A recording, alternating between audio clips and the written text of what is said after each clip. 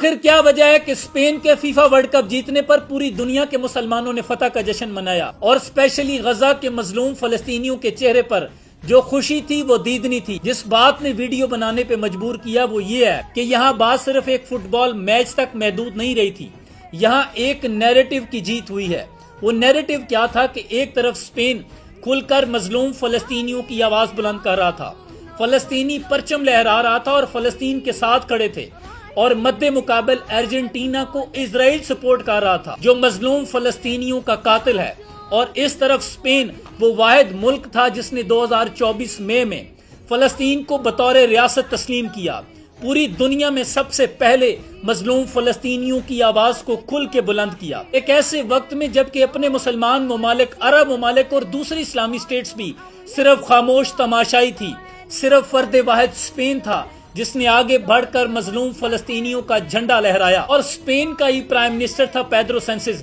جس نے کھل کر یہ بیان دیا تھا کہ جس طرح رشیا پر سپورٹس کی پابندیاں عائد کی گئی ہیں اسی طرح اسرائیل پر سپورٹس کی پابندیاں عائد ہونی چاہیے۔ یہی وجہ ہے جب اس نیریٹو کی جیت ہوئی تو آدھی سے زائد دنیا جو غیور لوگ تھے جنہوں نے مظلوم فلسطینیوں کے حق میں آواز بلند کی تھی، ان سٹیٹس نے فتح کا جشن منایا۔ کراچی سے لے کے استنبول تک عراق کے لوگوں نے، ناروے، بیلجیم، فرانس میں اسپین کی فتح کا جشن منایا گیا۔ اور کس قدر خوبصورت لمحات تھے جب 19 سالہ یمال دوران میچ ہی میدان میں جھک کر اپنے رب سے مدد طلب کرتا ہے، اور فتح کا جشن مناتے ہوئے اتنے بڑے کراؤڈ کے سامنے جن میں نان مسلم میجورٹی تھے،